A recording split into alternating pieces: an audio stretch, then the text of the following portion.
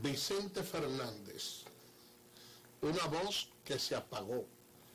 Vicente Fernández, sin lugar a duda, cautivó muchos corazones enamorados y con sus canciones deleitó al mundo entero.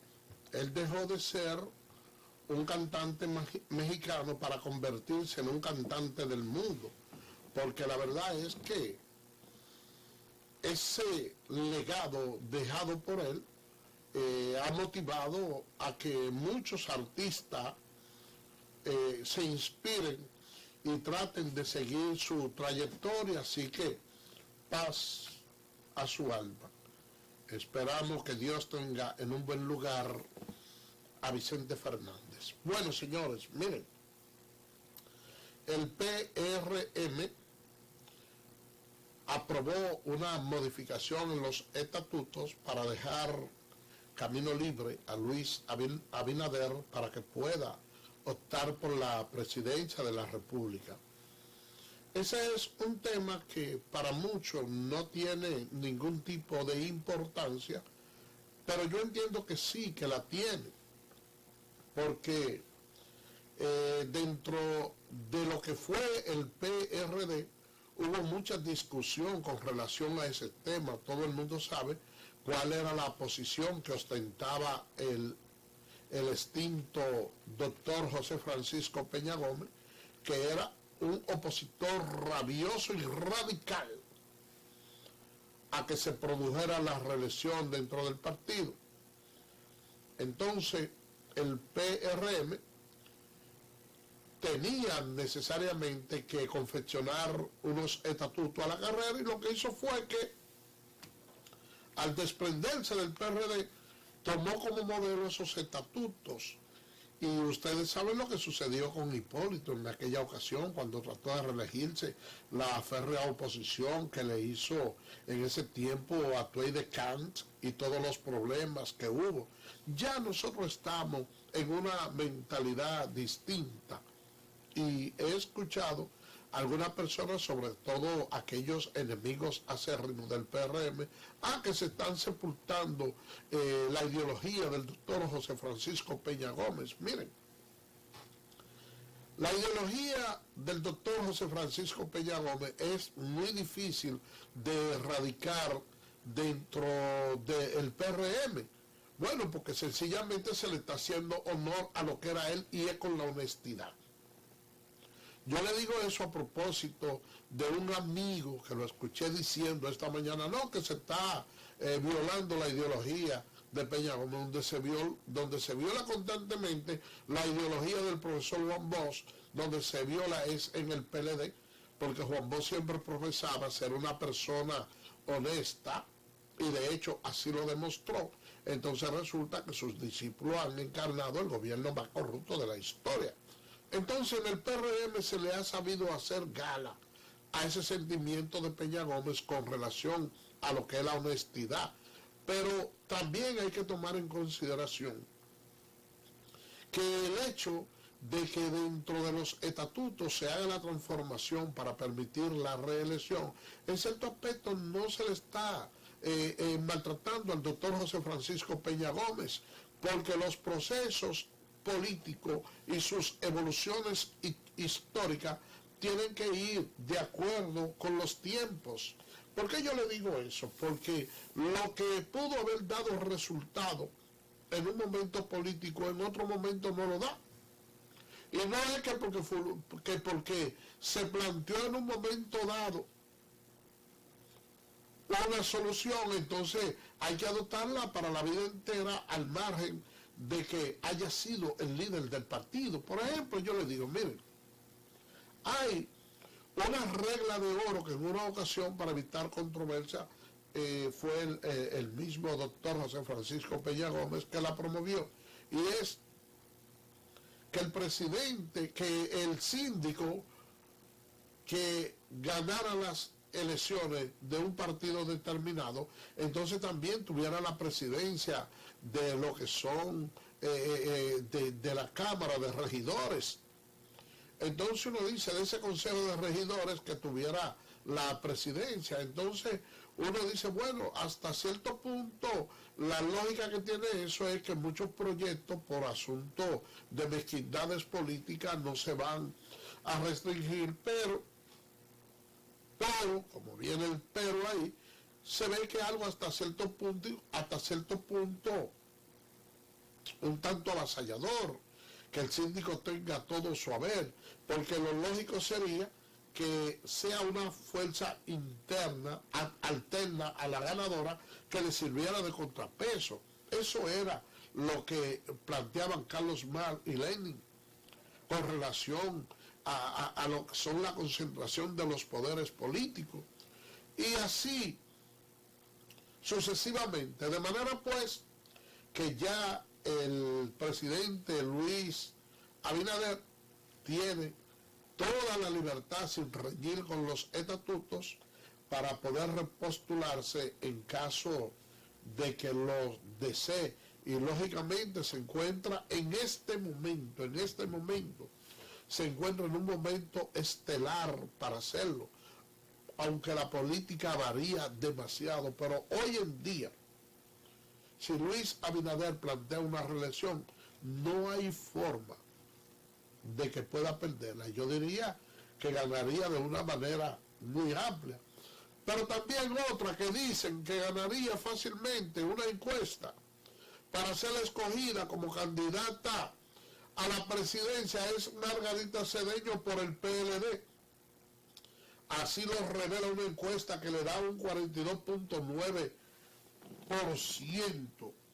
Esa empresa encuestadora es la firma española Insight, que dice que Margarita Cedeño tiene un 42.9% y que eso la coloca en un lugar preferencial por encima de todos los compañeros de partido. Y la verdad es que la doctora Margarita Cedeño ha sido una persona que hasta cierto punto ha gozado de mucha popularidad.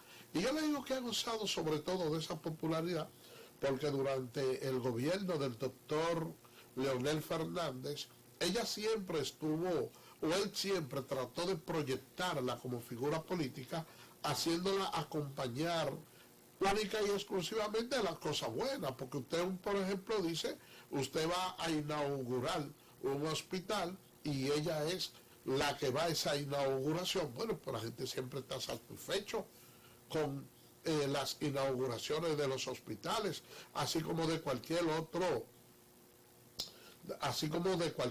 otro departamento. Siempre ella estuvo vinculada. Ahora, una cosa distinta es que le digan, mira, aparte de primera dama, tú vas a ser la ministra de salud, porque cuando tenga que enfrentarse con todos esos médicos, Walter Ariel, haciéndole una huelga todos los días y diciendo 2 o 3 verdades que para él sean loables en un momento determinado, o cuando usted la manda al Ministerio de Educación, que ahí también empiezan los profesores a hacerle huelga, a hacer lo otro, entonces siempre algunos ministros van como desgastando la popularidad.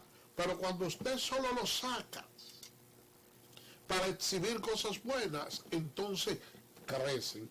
Ahora, donde yo entiendo que ella tiene su valladar, el cual va a tener que superar con mucha creces, es en lo que es la estructura partidaria. Porque déjenme decirle algo, señores, mucha gente cree que en cierto aspecto una persona gozar de ciertos niveles de popularidad, eso lo es todo. Pero cuando uno dice, miren, vámonos a una contienda interna, ¿verdad?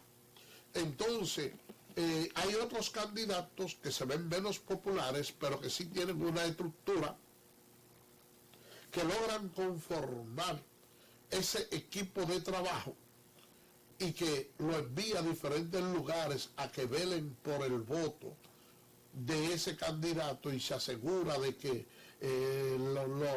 los miembros de ese partido voten por él. Entonces, pues, lógicamente la situación cambia de castaño a oscuro, ya no es la misma situación.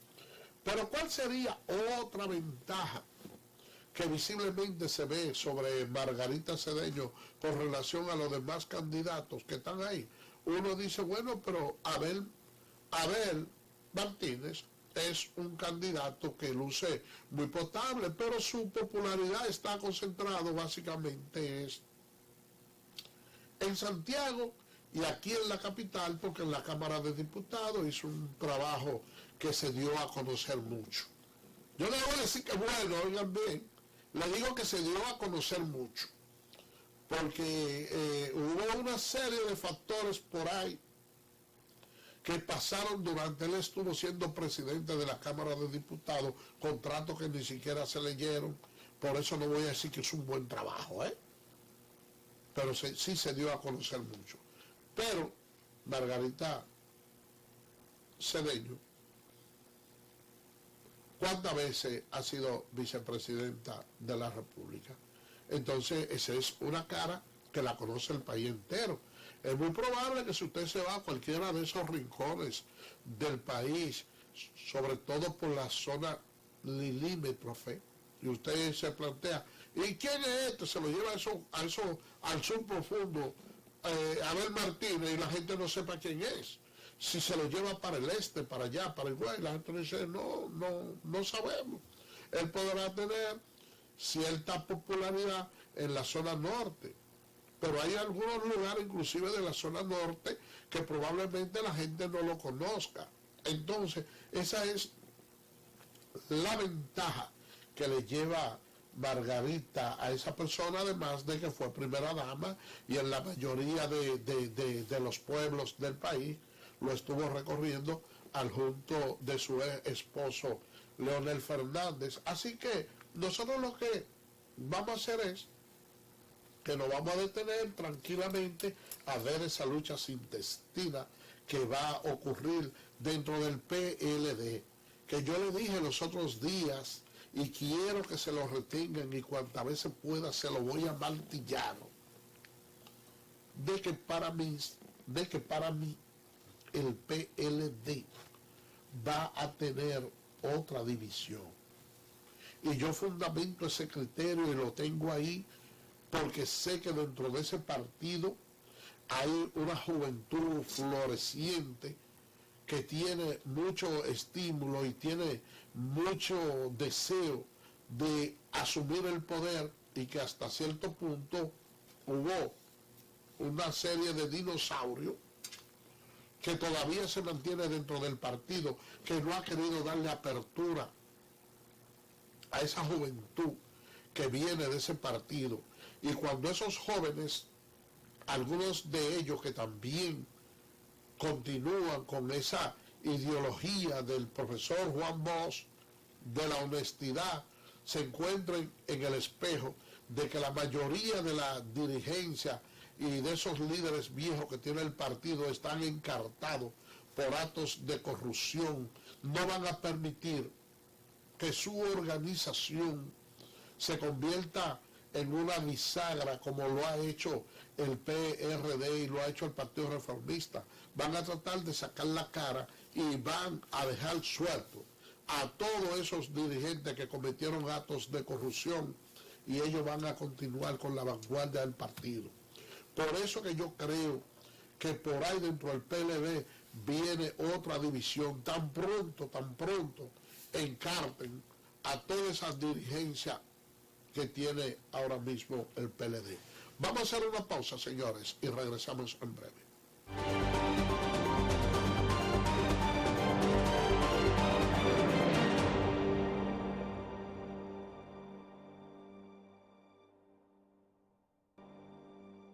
Bien, señores, gracias por permanecer con nosotros. Ustedes saben que el presidente Luis Abinader creó una comisión para la reforma policial y en el día de hoy le rindieron un informe. Ya la comisión le dio ese informe.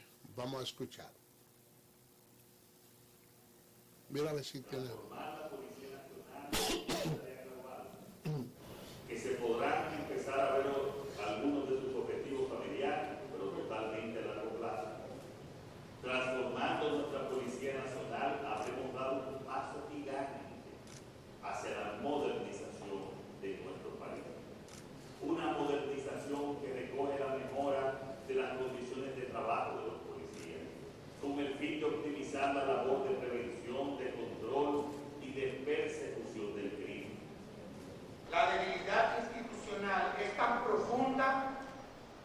que para superarlas se requiere de un férreo compromiso desde el Estado y el consenso entre las fuerzas sociales y políticas, porque la verdadera transformación policial es una tarea a mediano y largo plazo.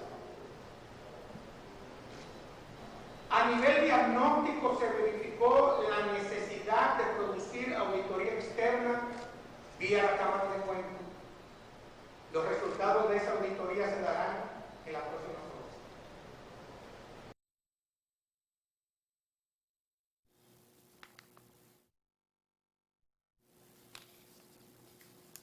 Bien, señores, mire, el presidente Luis Abinader entregó la circunvalación en el extremo de la región este, una obra en la cual se hizo una inversión de unos 500 millones de pesos, que se entiende que va a servir de afluente para dinamizar y enlazar esa vía. La verdad es que durante este gobierno el presidente, así como el ministro de Obras Públicas, han venido realizando una serie de trabajos bastante elocuentes. Yo entiendo que el país va a quedar completamente transformado, porque uno se pone a escuchar a muchas personas demandando las construcciones de carretera y es porque ven el dinamismo que en ese sentido se ha desatado en el país, entonces lógicamente no quieren quedarse fuera. Entonces, básicamente el gobierno lo que ha tratado de hacer es que todos esos trabajos que anteriormente se disgregaban en un 80 o 75% solo en la capital, se ha diseminado a nivel del país entero. Por ejemplo, cuando nosotros vemos la avenida La Pista allá en San Isidro, nos damos cuenta del gran trabajo que se está haciendo por ahí. Pero además de eso también usted ve que lo mismo ocurre en diferentes regiones del país. Hay unas 35 obras realizándose. Ustedes saben que son apenas 32 provincias, es decir, que cada quien va a tocar una parte de lo que es las pavimentaciones y obras que tienen que ver con los tramos carreteros. Señores, por otra parte, también pudiéramos señalar que hay personas que pasan por la administración pública, hacen un trabajo y a veces piensan que la memoria de los demás es bastante corta. A mí me gustaría que ustedes escuchen los legisladores con cómo califican las declaraciones del ex canciller, para que ustedes más o menos tengan una ilustración. Adelante, estudio. Vamos a ver si tenemos ahí las declaraciones que dan los legisladores con relación al ex canciller. Mientras tanto, República Dominicana son problemas que vienen a través de toda una vida, toda la historia de la República. Es una isla dividida en dos, en la cual en la parte norte vive una comunidad haitiana que de todo le hace falta, que no tienen de nada y que es un país altamente pobre, uno de los más pobres. Ese señor vierte sus declaraciones siempre, es lo que yo entiendo, fruto de algún resentimiento que puede tener con la República Dominicana. Yo en ese sentido opino igual que los Estados Unidos, que Haití tiene que buscar su propia solución. No creo que una cumbre de esa naturaleza vaya a resolver el problema de Haití. El problema de los haitianos tiene que resolverlo los haitianos. bien, señores, miren, ustedes saben que hubo un accidente en el que lamentablemente resultaron afectados dominicanos allá, sus familiares en Baní. Ese accidente ocurrió en México. Uno de los fallecidos mantenía contacto con su familia, de repente dejó de tenerlo, y cuando ellos ven este accidente es que pueden reconocer y se dan cuenta que él estuvo envuelto, y que inclusive que andaban unos dos más con él, que andaban unos dominicanos más. Ustedes saben que ese exceso de peso que se le entra a esos camiones, a ese tráiler, cuando se moviliza, entonces el cuerpo humano, a la misma medida que va dando vueltas, pues se hace ese zigzagueo en una dirección u otra, y ese peso determinado de manera abrupta en un lugar es lo que puede provocar que el conductor pierda el balance, y como tal, miren qué tragedia más grande ocurrió. Y es lamentable que uno, viendo que nuestro país, que cada día se va buscando un mayor desarrollo, y uno ve cómo nos califican los organismos internacionales de que vamos en un franco progreso, que estamos teniendo la economía más sólida del área, que entonces uno tenga que verse con situaciones como esta, en estos casos de dolor, donde algunos dominicanos pierden la vida buscando una mejor vida en otros países. Vimos los otros días también cómo sobraron unos cuantos en una yola, y hay que buscar, señores, la manera de que ese crecimiento vaya de manera horizontal, que pueda llegar a los sectores más empobrecidos del país, para evitar situaciones como esta. Por eso es que yo siempre he creído que nosotros debemos de buscar la manera de darle una mayor participación a los dominicanos en los empleos. Miren, y para continuar, ya que entramos a las internacionales, ustedes saben que hubo un tornado en Kentucky que sorprendió bastante. Ese tornado recorrió alrededor de 320 kilómetros. Había una fábrica de vela donde habían unos 110 personas trabajando, y ustedes saben qué sucedió, que algunos de ellos se metieron en algunos lugares profundos que entendían que allí podrían preservar mejor la vida. Sin embargo, miren cómo quedó esto. Ustedes saben lo que es una patana en un remolino dando vuelta encima de esa fábrica de vela. Habían 110, se lograron sacar unos 70 muertos, y estaban navegándose encima de ellos, y la verdad es que son pocas las esperanzas que tienen las autoridades de poder encontrar personas con vida debajo de todos estos escombros. La verdad es que hubo una situación bastante lamentable, y a eso se le atribuye básicamente el cambio climático. Señores, miren, nosotros estamos abusando de la naturaleza, entonces ella se está revirtiendo en nuestra contra, y todos esos procesos se dan por los cambios climáticos. Ya nosotros también, de hecho, hemos tenido hasta ciclones, vaguadas en el mes de diciembre, porque realmente hay como cierto descontrol en lo que es, señores, la naturaleza. Por otra parte, déjenme decirle, ya dentro de las internacionales también, que Pedro Castillo, el presidente de Perú, está afrontando una de las situaciones más difíciles de su gobierno. Ha tenido un descenso en su popularidad que llega prácticamente a un 58%. Entonces allá en el Perú ellos le hacen unos juicios políticos, entonces toman una serie de acciones que le permite la Constitución, que pudieran prácticamente, por el bajo desempeño, ellos asumir posiciones que podrían incluso perder la presidencia antes de que concluya su periodo de gobierno. Entonces, el caso de Pedro Castillo es el siguiente: él logró obtener la presidencia de una manera precaria, ganando con un 50 y algo por ciento, pero muy reducido. Entonces, ¿qué resulta? Que una cosa es lo que plantea un candidato político, y otra cosa es las decisiones que debe de tomar ya un presidente. Ya el presidente y el candidato no es la misma cosa. Entonces Pedro Castillo, que era definido como un gobierno comunista, como un gobierno socialista, ha tenido que buscar pactar con algunos sectores de la derecha, y eso lo ha hecho al margen de su equipo político, y eso le ha generado inclusive cierta crítica dentro de su mismo equipo, que ya no lo quieren. Hace unos 2 meses atrás se salvó de un juicio político que se le iba a hacer procurando su destitución, y eso, señores, es bastante lamentable. Esa es la situación. Vamos a hacer la última pausa y regresamos con más comentarios.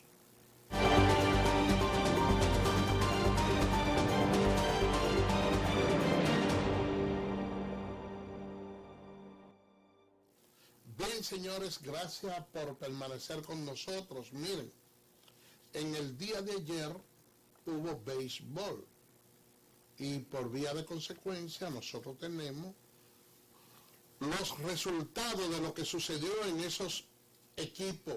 El conjunto de los Tigres del Licey venció a los Leones del Escogido 4-1. Con ese triunfo, el conjunto azul ganó el City Chan, o la serie de la ciudad. Ustedes saben que como ambos equipos están aquí en la ciudad, el mayor ganador de ellos, a eso se le llama City Chan. El Licey lo ganó ayer, y en ese, dejando la marca en 5 juegos ganados y 3 perdidos. Ya con eso le gana la serie de la ciudad, pero no obstante a eso también logra obtener su partido ganado número 19, y de esa manera, señores, logra también arribar al segundo lugar. Otro de los partidos celebrados en el día de ayer fue el conjunto de los Toros del Este, que se enfrentaban a las Águilas Cibaeñas. En ese partido, las Águilas Cibaeñas derrotaron a los Toros del Este 2-0.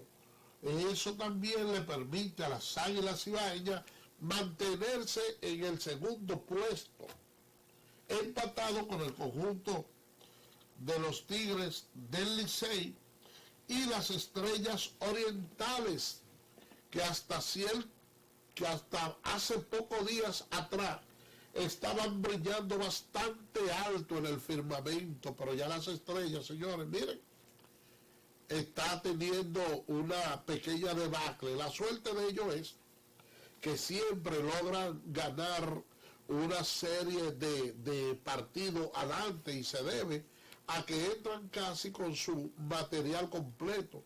Entonces, cuando llegan este pequeño déficit, porque los demás equipos tienden a reforzarse, ¿qué sucede? Que ellos tienen unos juegos suficientes que les permiten mantenerse ahí luchando.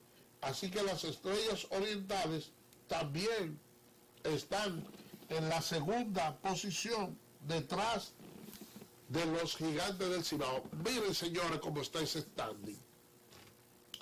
Hay unos 36 juegos jugados. Ustedes saben que este campeonato es bastante reducido, es de 40 partidos, es decir, que quedan pocos juegos. Entonces, los Gigantes del Cibao se encuentran en la primera posición, con un promedio de 556. 20 juegos ganados y 16 perdidos, mientras que los Tigres del Licey, Águilas Cibaeñas y Estrellas Orientales se encuentran empatados en la segunda posición. Los Leones del Escogido, que aunque literalmente están en la cuarta posición, pero en el orden de ganado y perdido están en el quinto, pero apenas los Leones del Escogido están a 2 juegos del primer lugar y a 1 de la cuarta posición. De estos equipos, el que luce devastado es el conjunto de los Toros, porque tienen 23 juegos perdidos y apenas 13 ganados. No importa que los Toros ganen todos los partidos podría haber cualquier fórmula mágica que posiblemente le permita a ellos poder tratar de jugar un juego de desempate o lo que sea, pero es una situación bastante precaria. Yo diría que prácticamente un milagro, o sea que el conjunto de los Toros ya están descalificados porque necesitarían una ecuación, unas conjugaciones de ganado y perdido que difícilmente puedan sobrepasar eso. De todas maneras, señores, en el día de hoy no hay programado partido, ya los equipos comienzan una miniserie de 2 partidos y esa es la situación que se da. Eso es lo que está pasando en el béisbol en el béisbol. Bueno, señores, miren,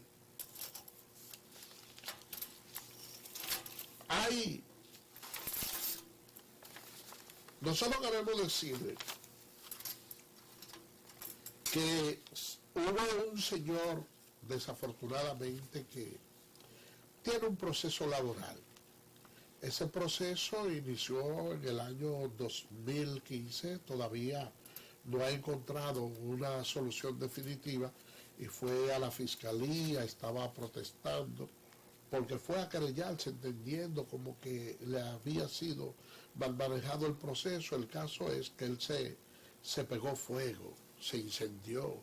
Luego se determinó que realmente el señor tiene problemas mentales y es una situación bastante penosa. Por otra parte, señores, y ya esto quiero decírselo a la dirigencia del PRM, mucho cuidado. Miren, el presidente Luis Abinader ha estado colmado de buenas intenciones, pero hay un equipo que no lo está ayudando para nada.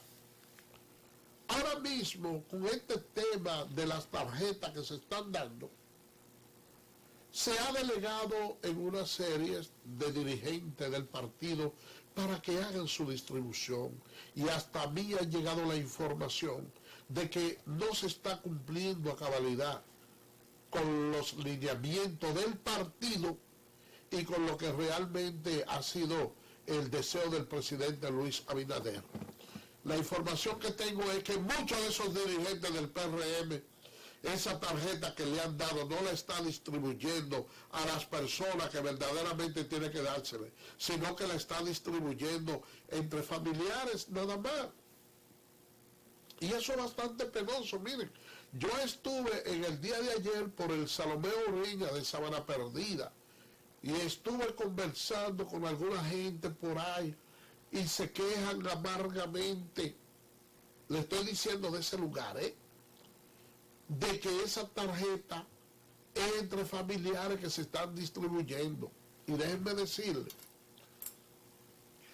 que se le debe de dar a todo el que la necesite sin ningún tipo de bandería política. Y déjenme, otra cosa que quiero decirle es que ustedes saben que en función de eso mismo, de esas obras sociales, le permitió al PLD gobernar durante muchísimos años, porque la verdad es que uno dice, bueno, son 1.500 pesos, ¿para qué dan 1.500 pesos? Bueno, probablemente para usted no le den para muchas cosas, probablemente a mí tampoco me sirvan para mucho, pero hay personas que viven en barracones, personas que no tienen empleo, que de una forma u otra, miren, con esos 1.500 pesos, esa gente soluciona un problema bastante serio, sobre todo para el día 24, el día de la cena navideña, y sobre todo después que yo escuché al director del INESPRE decir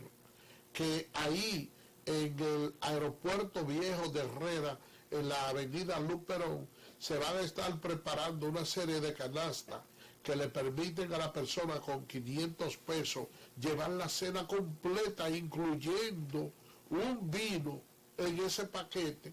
Entonces yo digo, bueno, pero entonces tiene mucho sentido los 1.500 pesos. Si una persona ahí, tan solo con 500, tiene su cena completa. Así que a esos malos dirigentes del PRM que piensen en primer lugar en su partido, que piensen además en esas personas pobres, que le hagan llevar esa tarjeta a quienes tengan que dársela y que realmente no le hagan un magro servicio al partido. Así que por el día de hoy hemos llegado al final.